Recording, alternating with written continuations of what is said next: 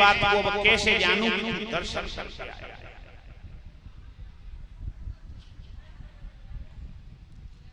मैं इस बात को तब मानूंगी जब तुम दर्शन मुझे करा दे। तो उसी समय और ध्रुव भगवान का वैकुंठनाथ का ध्यान करने लगे। कैसे?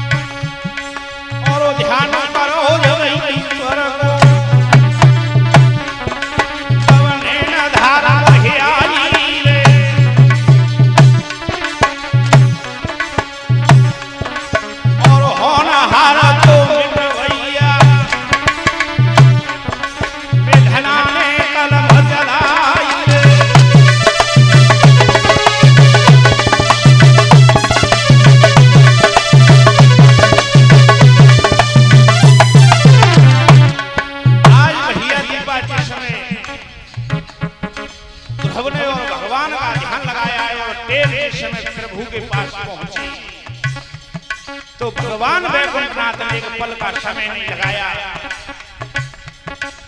उसी समय चलने को तैयार हुए कि आज मेरा बेटा मुझको याद आ गया। और परम पिता परमात्मा सच्चे भक्त के लिए कभी दो घड़ी का टाइम लगाते नहीं, लेकिन भक्त सच्चा होना चाहिए, दिखावे करने वाले के कभी पास आते नहीं। और भैया जिस समय पुकार आई तो क्या किया?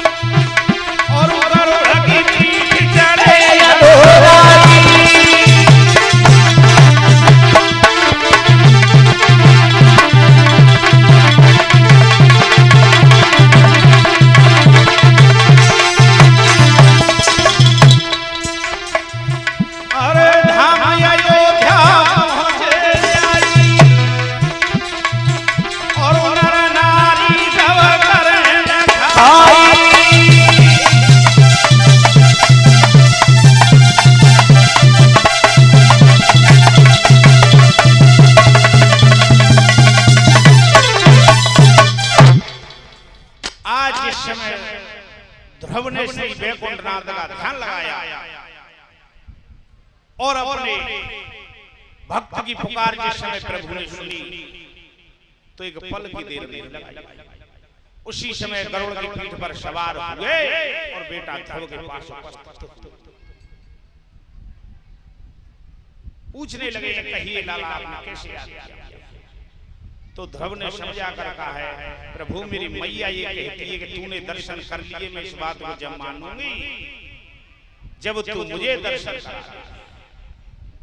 जिस समय ऐसी बात कही प्रभु ने अपनी माया फैलाई और झटपट महतारी की आंखों की रोशनी वापस आ गई।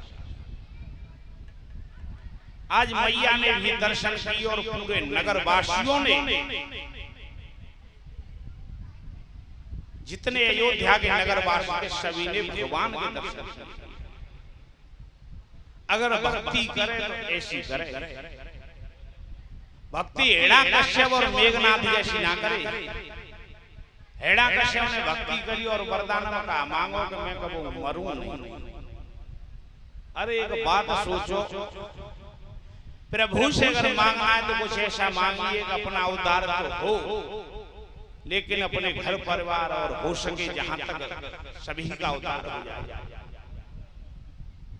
मेघनाथ ने भी यही वरदान मैया अनुकूला देवी से मांगा कि महतारी मुझे कोई मार, लेकिन इस बात को ये नहीं सोच पाए कि जिक्र करोगे जब तक इंसान के शरीर में जान है 10 से 50 साल जीवन को भोग लेगा, और जिस समय बुढ़ापे की दहलीज पर कदम रखता है तो यही शरीर दुख देने लगता है। फिर बारंबार उसी प्रभु से निवेदन करते हैं कि प्रभु अब तो से हाथ मांगे। तो भक्ति कभी भी करो, प्रहलाद जैसे करो, ध्रुव जैसे करो, हिरण्याकश्यप और मेघनाथ जैसी भक्ति कभी जीवन में लंकापति रावण जैसी करना।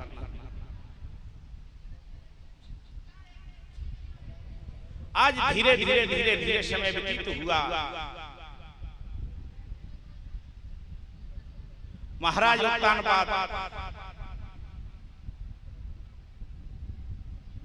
और सुनीति और सुरुचि के साथ बेटा ध्रुव को राज्य देकर वनवास के लिए चले गए, जंगल में भजन करने के लिए चले गए, और अयोध्या के राजा ध्रुव को बना।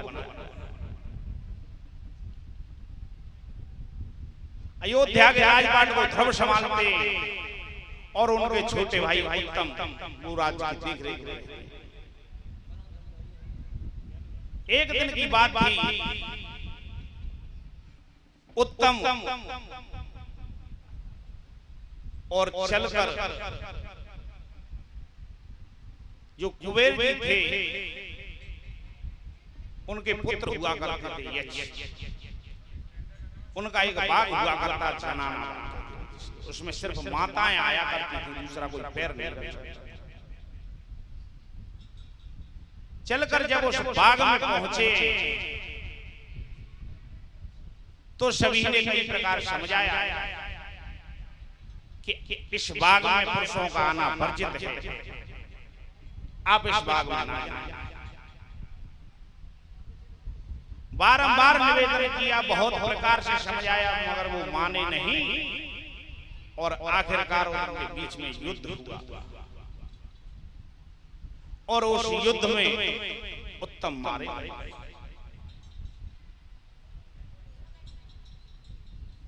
जब उत्तम मारे गए तो ये खबर महाराज ध्रुव को लगी, और जब महाराज ध्रुव को खबर लगी तो अपनी सेना सजाकर और उन पर चढ़ाई कर दिया। जब ये दृश्य देवी देवताओं ने देखा है कि आज ध्रुव सेना सजाकर आ रहे हैं आक्रमण करने के लिए, तो सभी उपस्थित होंगे उनके सम्मुख आ गए और समझाकर कहने लगे कि आप जैसा प्रभु का भक्त और किसी पर आक्रमण कर दे तो उसे संसार में बचाएगा। आप प्रभु के सेवक हैं, अच्छे बुरे में अच्छी तरह से फर्क समझते हैं, इसलिए अगर आपका भाई युद्ध में मारा गया तो उसकी गलती थी। अब आपसे हमारा यही निवेदन है कि इस सेना को वापस, क्योंकि हम इस बात को जानते हैं कि तुम्हारे समक्ष और युद्ध करने वाला इस संसार में कोई है नहीं। ऐसा कौन होगा जो आपके सामने 2 मिनट खड़ा हो जाए, क्योंकि आपके ऊपर तो स्वयं वैकुंठनाथ है। कई प्रकार से और ध्रुव को समझाया, तब जाकर वो अपनी सेना को लेकर वापस आए और 36,000 वर्ष राज्य करने के बाद वैकुंठ से उनके लिए विमान आया और वो विमान में बैठकर वैकुंठ के लिए प्रस्थान कर गए। और आज भी उन्हें ध्रुव तारे के नाम से जाना जाता है। अब एक 2 लाइन का भजन और उसके बाद